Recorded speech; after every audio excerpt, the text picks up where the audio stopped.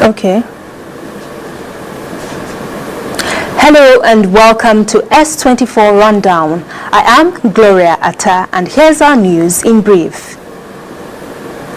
On our first story today, President Bola Tinubu has assured Nigerians that the sacrifices brought on by the country's ongoing economic reforms have not been in vain. In a statement marking his third anniversary in office, the president said his administration's reforms over the past 3 years have blocked major leakages from fuel subsidies and foreign exchange arbitrage. According to him, Nigeria previously lost about 18.4 billion naira daily to petrol subsidies and more than 8 trillion naira to forex distortions and speculative practices. While acknowledging the hardship caused by the reforms, Tinubu insisted the measures were necessary to prevent a deeper economic crisis. He added that the economy has now stabilized with improvements recorded in public finances, infrastructure, oil and gas investments, housing, education, healthcare, telecommunications and security. The president also highlighted gains in the stock market, road construction and student loan disbursements, assuring Nigerians that his administration remains committed to ensuring the benefits of the reforms are felt across the country. Moving on, operatives of the Lagos State Police Command have arrested a 38-year-old suspect, Chibuzo Mogbo, over the alleged diversion and theft of premium motor spirit, also known as petrol, worth more than 1 billion naira from an energy company in the state. Police said the suspect was tracked and arrested in Delta State after 12 days of intelligence-led operations. Confirming the development, the Lagos State Commissioner of Police, CP Tijani Fatai, said investigators also recovered properties and cash worth over 300 million naira suspected to be proceeds of the crime, while another suspect remains at large, although efforts are ongoing to apprehend her. The police commissioner said the recovery revealed the scale of the operation and highlights the growing sophistication of economic crimes involving petroleum products. In a dramatic crackdown on drug trafficking, operatives of the National Drug Law Enforcement Agency have uncovered 498 kilograms of skunk cannabis allegedly hidden inside a shrine in Edo State. The Edo State commander of the agency, Mitchell Ofoeju, said the drugs were discovered during a raid on Igwe community in Omon East local government area following credible intelligence. According to him, the drugs were abandoned by a suspected drug baron identified as Asrenre, who is currently on the run. Ofoeju said some youths in the community initially resisted the operation, claiming the shrine was sacred, but officers proceeded with the search and uncovered 59 bags of skunk and cannabis seeds concealed inside the shrine. The NDLEA also arrested 2 suspects in separate operations within the community, while investigations and efforts to apprehend the fleeing suspect continue. And now to health matters. The Nigeria Center for Disease Control and Prevention has placed Lagos, the Federal Capital Territory, and several other states on high Ebola alert following the outbreak of the deadly Bundibugyo strain of Ebola virus disease in parts of East and Central Africa.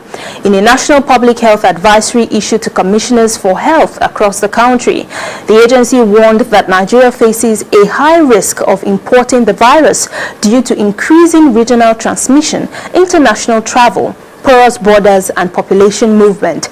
The advisory, dated May 27, 2026, comes amid growing concerns over the spread of the Bundibugyo variant of Ebola, a rare strain for which there is currently no approved vaccine or specific treatment. States classified by the NCDC as high risk include Lagos, the FCT, Rivers, Kano, Enugu, Borno, Akwa Ibom, Cross River, Taraba and Adamawa because of their international airports, seaports, border routes and high human traffic. And on the foreign scene, at least one person has been killed and 2 others injured following a Ukrainian drone attack on Russia's Volgograd region.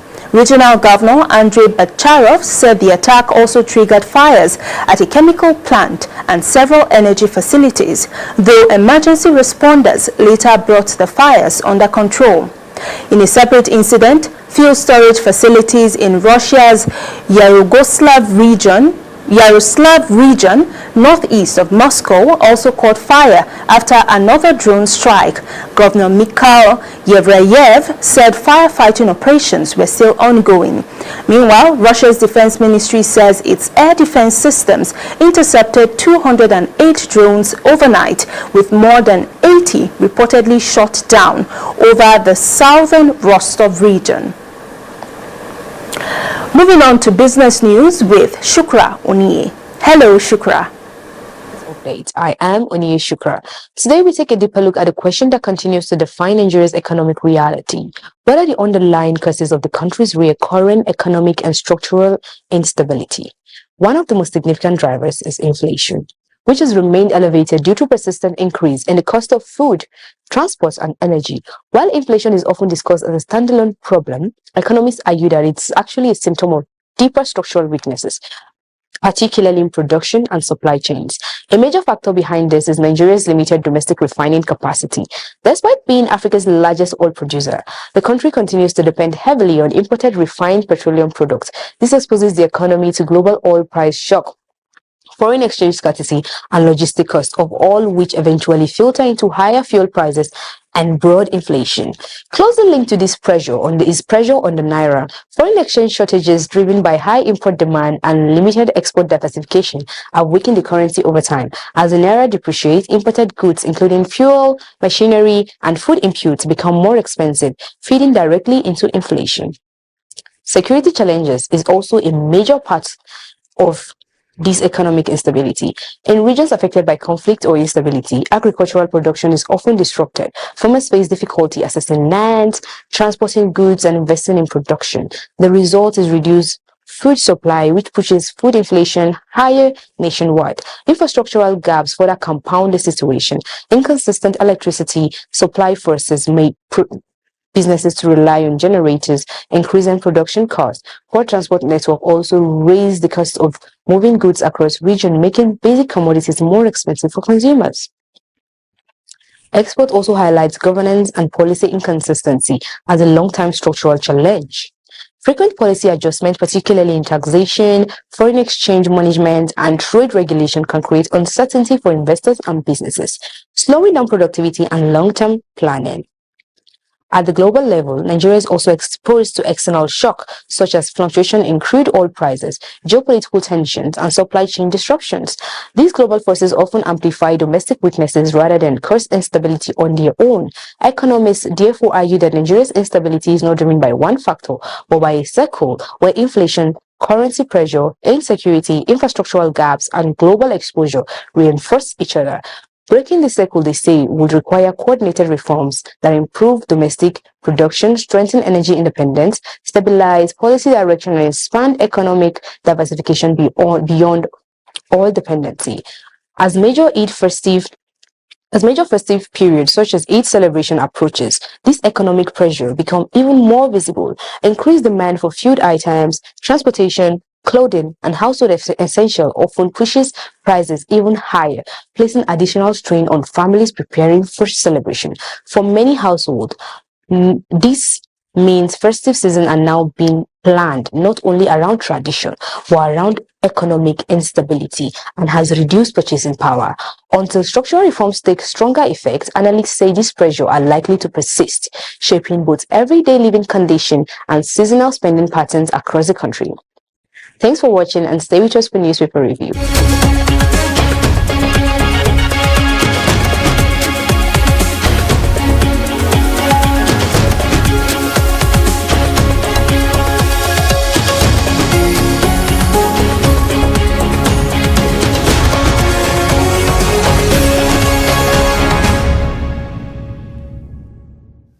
For millions of girls and women around the world, menstruation remains more than just a biological process. Observed globally every May 28th, Menstrual Hygiene Day serves as a reminder of the need for open conversations, proper education, and improved access to menstrual health resources.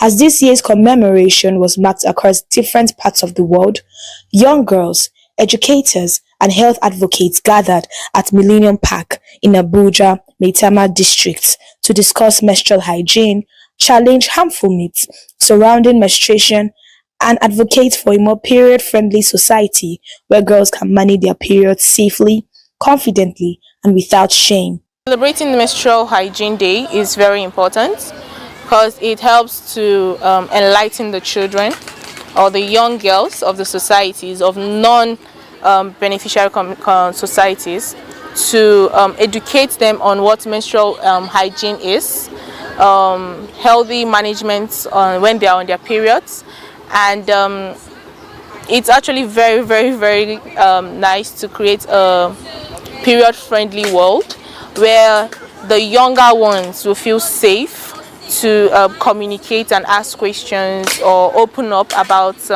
challenges or situations they go through when they're on their periods. Speakers educated participants on safe menstrual hygiene practices, including the proper use and disposal of sanitary products, personal hygiene, and infection prevention.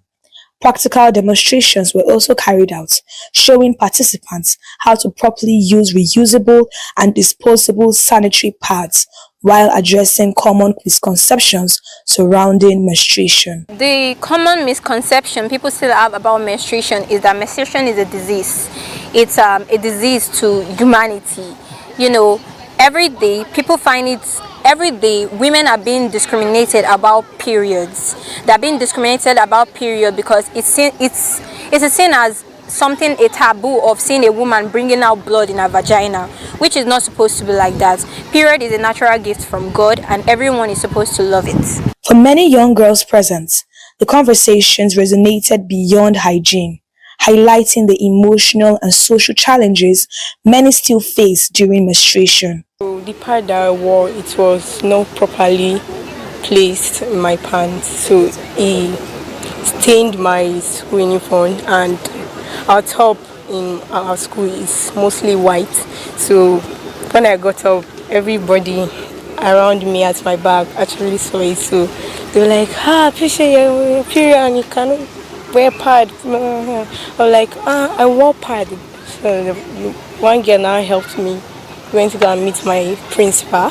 She was like, okay, the next time I'm wearing it, I should wear it well, and I should wear tight, because I didn't wear tight at all.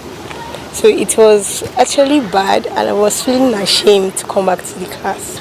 It's things like emotional changes, your mood, you have mood swing.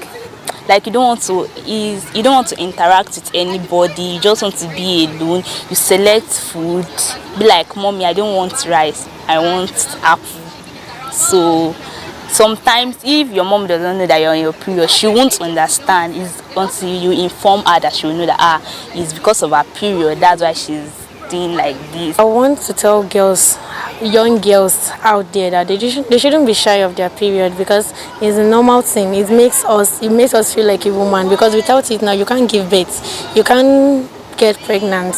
So I want to tell them that they should be proud of it. Participants also engaged in quiz sessions, games, and interactive activities designed to promote confidence, education, and open dialogue around menstrual health.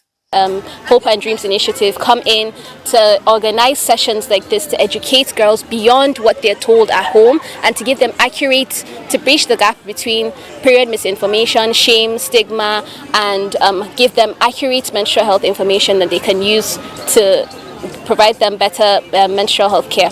As conversations around menstrual hygiene continue globally, advocates say education, access to sanitary products, and ending period stigma remain important steps towards protecting the dignity and well-being of girls and women. Martha Okbala-Nedu, reporting for S24 Television.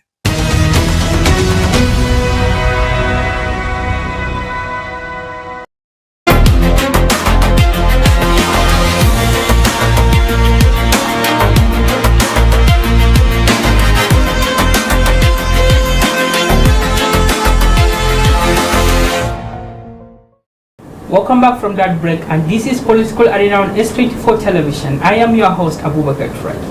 Today, we are discussing an important issue that affects millions of girls worldwide.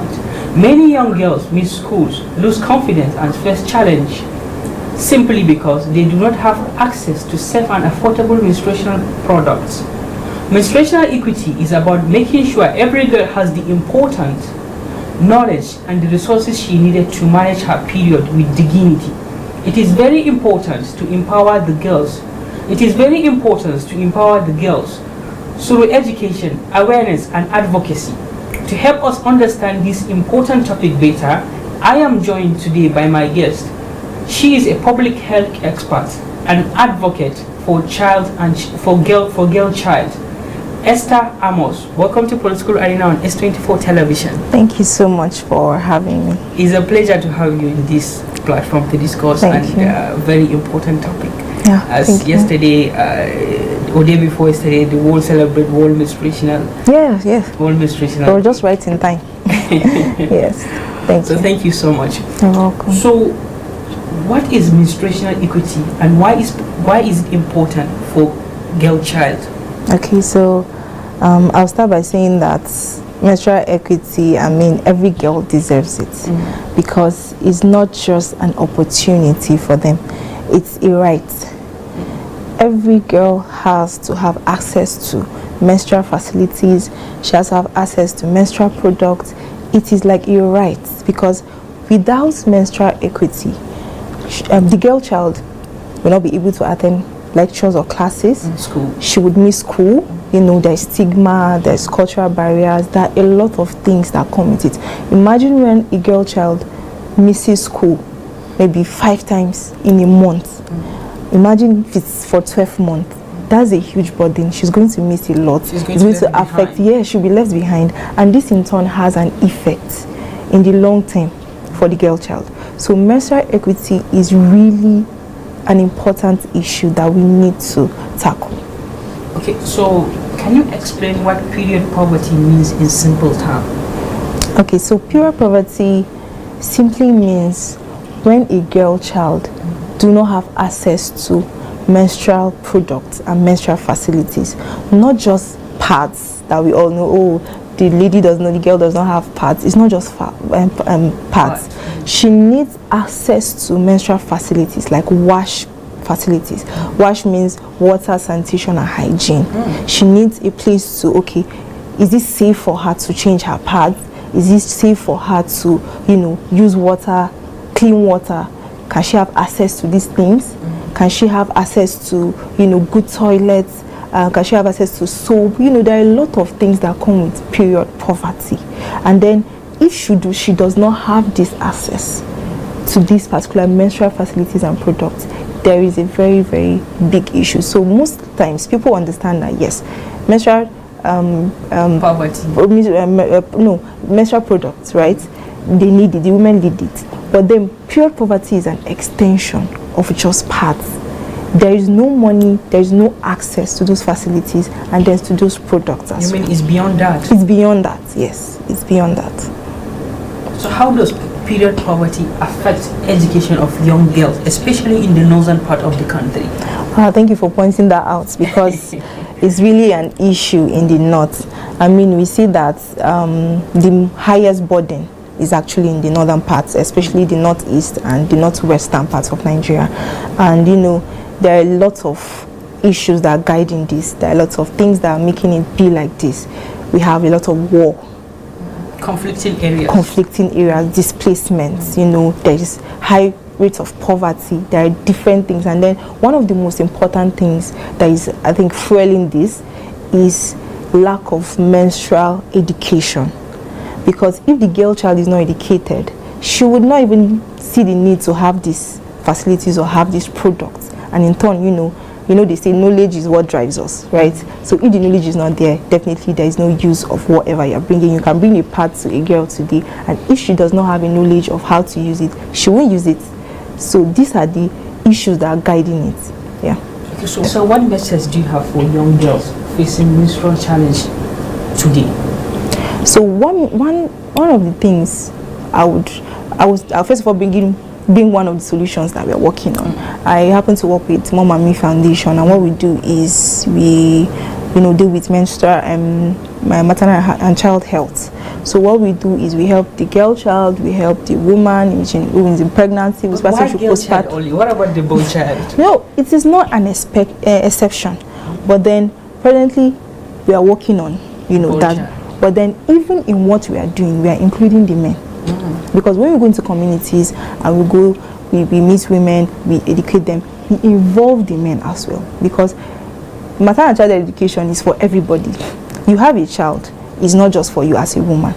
Somebody gave you that child, right? And that person needs the knowledge too of how you should breastfeed the child, you should bring up the child, all those things. So we believe that the men are actively involved in that as well. And so one of the things we are doing in Mom and Me Foundation is that we have built an app, a menstrual tracker, built for black women, not just built for anybody around, with locally induced languages. You have the Hausa there, the Igbo, the Yoruba, yes. So the languages that are known by the people, and so it is built for black men. You would agree with me that there are some diseases, there are some conditions that only black people face, like fibroids. Most black people, 1 in 10 in 9 in 10 experience fibroid. So these are the issues that we have on these apps. So in this app, you can track your period, you can link it to your partner, which is where the men come in. So the men can see and track, the periods of your wife, you could see what is going on. And then as well, you would also be able to, read other things on it, nutrition, you see postpartum, self-awareness. Yes, I would say that if there's anybody out there that is listening to me, should download my Lura app. So my Lura is like in Hausa, that is my care. So my Lura app is meant for... So application is going to help people in understanding. Yes, it will help people. And then as well, what I would tell, other girls out there that are facing challenges is that, sometimes it's not you waiting for somebody to do it for you. Because we have passed that stage. We are in a stage that the challenge is real. Because sometimes if you wait for people to do it for you, you would not get anywhere. And then I would say that there are organizations, there are places, there are people who are willing to help.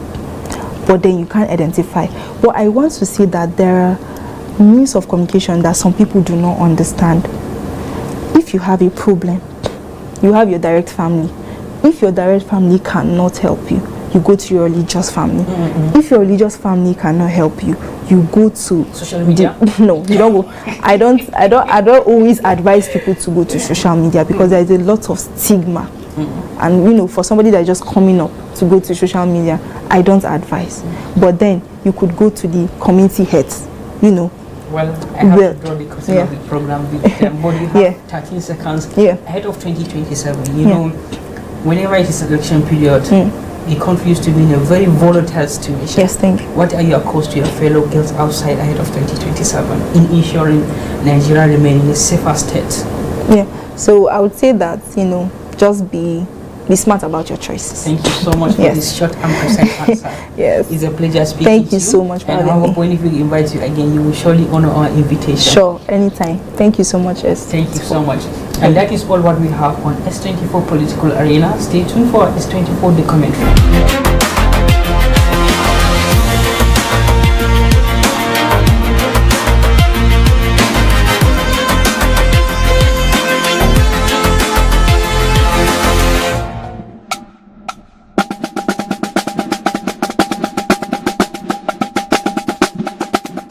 On the morning of Friday, February 13th, 1976, against security advice, General Muritala Muhammad insisted on driving himself to work. No armored car, no heavy escort.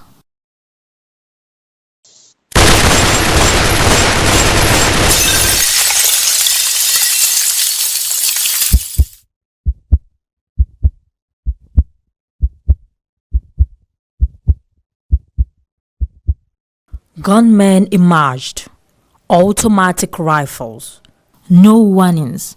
Within seconds, Nigeria's head of state was shot multiple times. He never made it out of the car. The car became a symbol not just of death, but of vulnerability.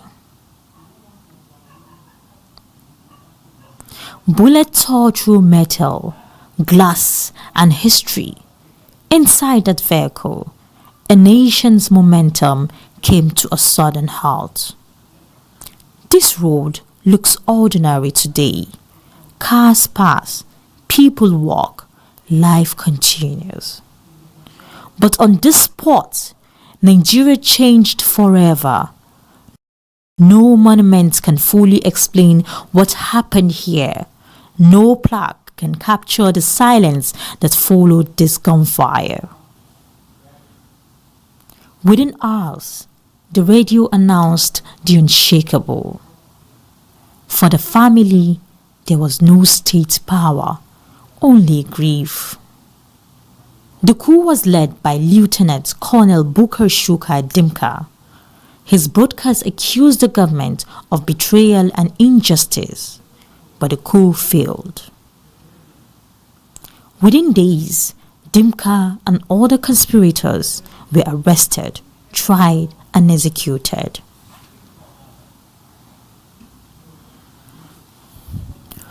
History remembers names, but it forgets family. Behind every executed coup plotter were wives, children, parents condemned to silence, stigma, and unanswered questions.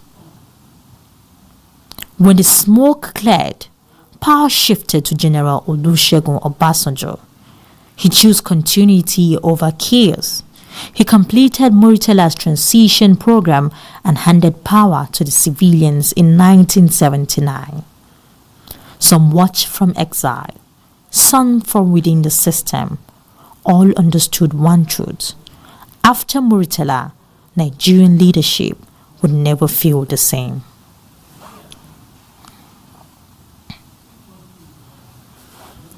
Murtala Muhammad ruled for only 6 months, but his shadow stretches across decades.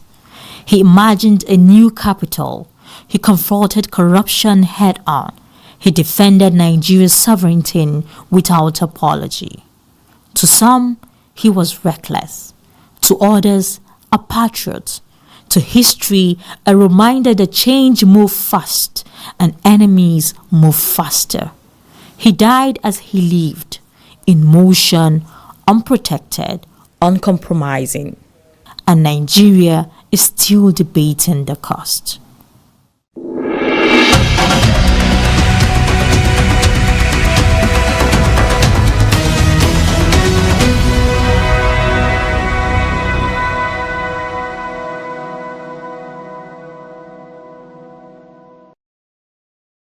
Good day, everyone, and welcome to today's tech segment. We are discussing a topic that has become part of everyday life, especially among young people. Is social media connecting the world or controlling it? Let's find out. In today's world, social media is everywhere. From the moment many people wake up in the morning to the moment they go to bed, platforms like Instagram, TikTok, WhatsApp, X, Snapchat, and even Facebook are constantly part of daily activities. Over the years, social media has completely transformed communication and interaction.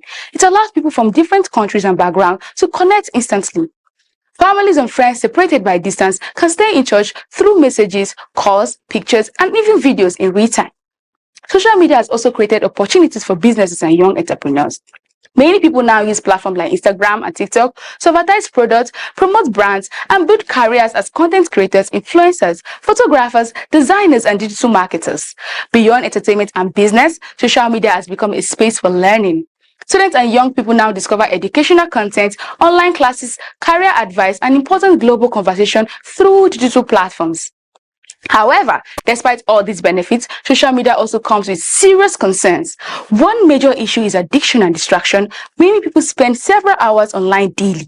often without realizing how much time has passed. Constant notification and endless scrolling can reduce productivity, concentration, and even affect sleep patterns. Another concern is comparison culture. Social media often presents carefully edited versions of people's life, making others feel pressure to meet unrealistic standards of beauty, success, or even lifestyle. This has contributed to anxiety, low self-esteem, and mental pressure, especially among young people. There is also issue of fake lifestyle and misinformation. Not everything seen online reflects reality, yet many people are influenced by what they consume daily. Another important factor is algorithms, the system behind social media platforms that decide what users see. These algorithms study people's interests, likes, searches, and interactions to keep them engaged for as long as possible.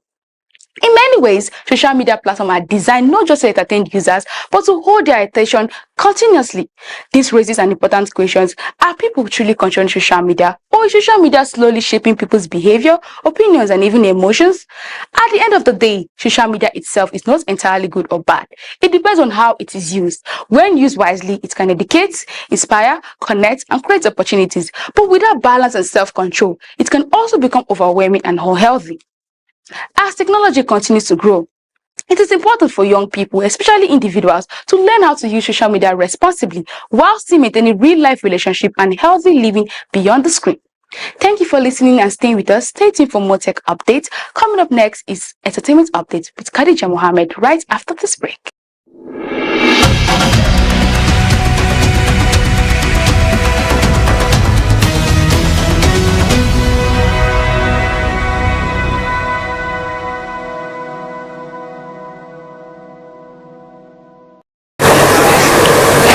Hello, and this is your entertainment updates for today. I am Khadija Muhammad. Today, we are looking at one of the most beautiful Nigerians' most colorful and respected cultural tradition in northern Nigeria, which is the Hawan Daushe. Hawan Daushe is a major part of the famous Durbar celebration held in Kano, usually during important Islamic festivals like Eid al-Fitr and Eid al-Kabir. It is also a royal horse riding procession that carries deep cultural and historical meaning among the Hausa people. Well, it's actually not only in Kano. You can get it in Zaria and other parts of northern states. But now, what does it actually mean? The term Hawan Daushe refers to a ceremonial ride where the emir travels with his horsemen to honor tradition, to show leadership, and connect with his people. It is not just a parade. It is a symbol of respect, unity, and royal heritage that has been passed down for generations. During the event, the emir and his entourage are dressed in rich, colorful traditional attire. The horses are also specially decorated with beautiful saddles, embroidery, and ornaments that reflect status and pride. The preparation for this event alone can take days, as everything is done with attention to details and cultural significance. As the procession begins, drummers, praise singers, and traditional musicians set the rhythm, filling the air with energy and excitement. The sound of drums and sight of riders moving in formation creates a powerful atmosphere that draws huge crowds. Thousands of people line the streets to watch the emir ride through the city. Along the route, the emir may stop briefly to greet elders, honor important figures, or acknowledge his people. These moments are deeply symbolic, showing respect between leadership and community. But beyond the celebration, Hawan Daushe is also a reminder of history and identity, a long-standing tradition of the House of Fulani Emirate system, and highlights the importance of preserving cultural heritage in a modern world. In the end, Hawan Daushe is more than just a festival ride. It is a living expression of royalty, culture, and unity that continues to bring people together year after year. And that brings us to today's entertainment update for today. Coming up next is Sport News with Martha after the break. Stay tuned.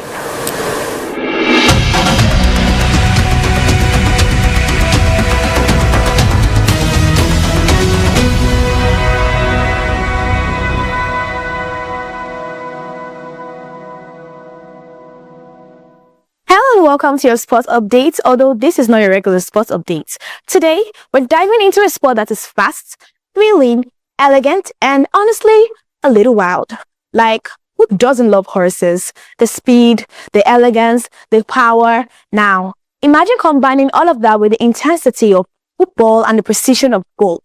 That is exactly what the game of polo is.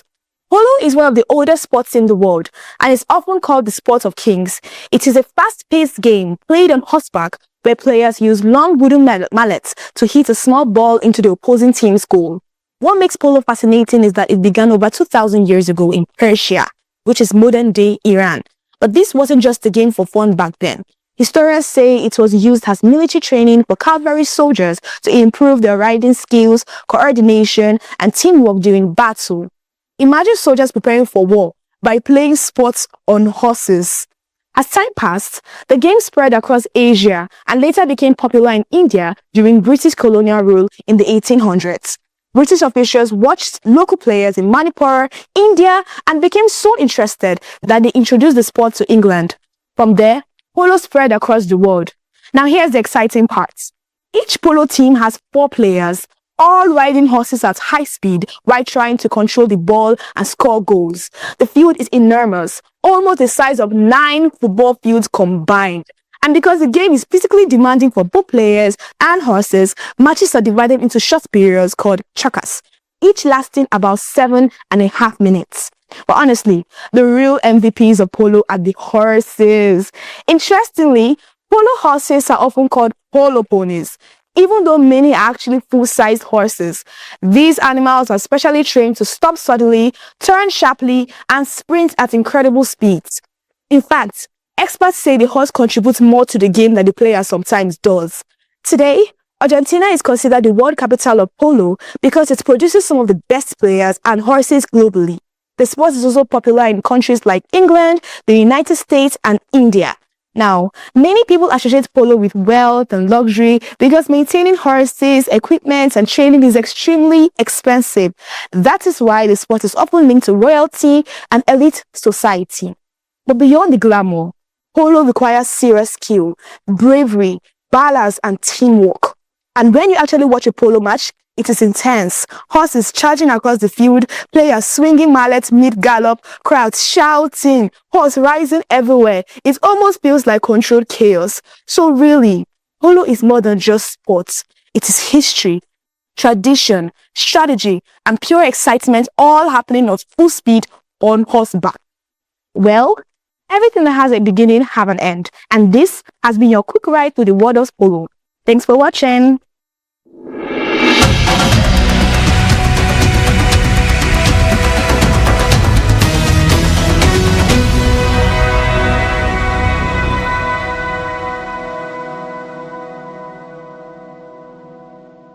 My people, una welcome to another Tori segment where they drop you and onto waiting the shelle for we country and obodo Igbo.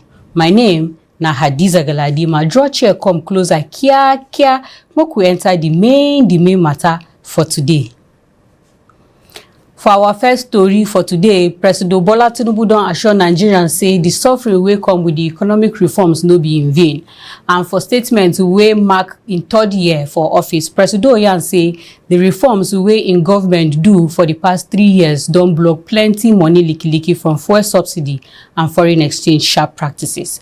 According to am, before Nigeria dey lose about 18.4 billion naira every year because of fuel subsidy and more than 8 trillion naira through foreign index and speculative spending.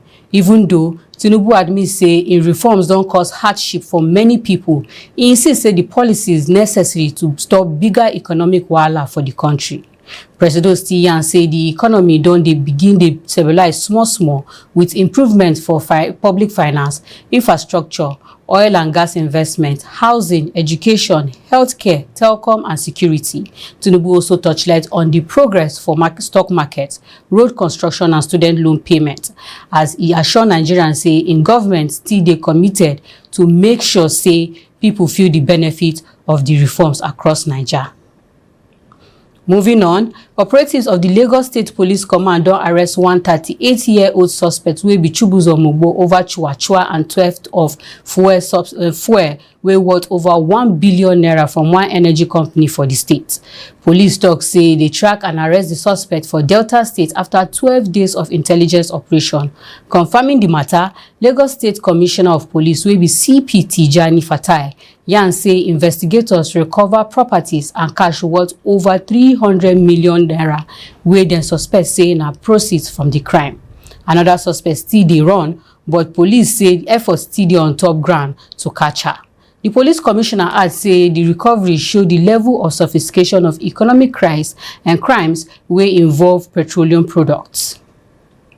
And on to another development, operatives of the NDLEA don discover 498 kilograms of skunk igbo wey dey hide inside shrine for Edo State. The Edo State commander of the agency wey be Michelle Ofoyeju talk say dem discover the drugs during raid for Igwe community inside Owan East local government area after credible intelligence report. According to am, one suspected drug baron identified as Asrere abandoned the drugs and escaped, and presently is still dey run. Ofoyeju say some youths for the community first resist the operation, claiming say the shrine sacred, but officers continued the search and later discovered 59 bags of skunk and igbo seed where them hide inside the shrine. NDLEA still arrest 2 suspects for separate operations inside the community, while investigations and manhunt for the fleeing suspect still continue. And now, onto health matter, the Niger Center for Disease Control and Prevention don place Lagos, Abuja and some other states for high Ebola alert following outbreak of the deadly Bondijujo strain of Ebola virus disease for parts of East Africa and Central Africa. For public health advisory wey the agencies issue to commissioners for health across the country, they warn say Nigeria face high risk of importing the virus because of increasing regional spread, international travel, porous borders and movement of people. The advisory wey dem release on May 27, 2026 come around the growing concern over the spread of the Bondibujo variant of Ebola, one rare strain wey presently no get approved vaccine or specific treatment. States where the NCDC classify as high risk include Lagos, FCT, Rivers, Kano, Borno, Akwa Ibom, Taraba and Adamawa because of international airports, seaports, border routes and heavy human traffic. And last onto Obodoyibo matters. At least 1 person don kpai and 2 others don sustain injury following Ukrainian drone attack on Russian Volgograd region. Regional governor wey be Andrei Bucharov yarn say the attack also caused fire outbreak for 1 chemical plant and the several energy facilities. Though emergency responders later bring the fire under control. For another separate incident, fuel storage facilities for Russia-Yugoslavia region near Moscow also catch fire for another drone strike. Governor Mikhail Yevyarev say firefighters still dey battle the fire. Meanwhile, Russia Defense Ministry talk say them air defense system intercept 208 drones overnight and more than 80 of them reportedly shot down over the southern Rostov region. And that now how we go take draw the curtain on today's edition. Remember say no matter how dark night be, morning must show. My people, we go jam again on Monday. Una.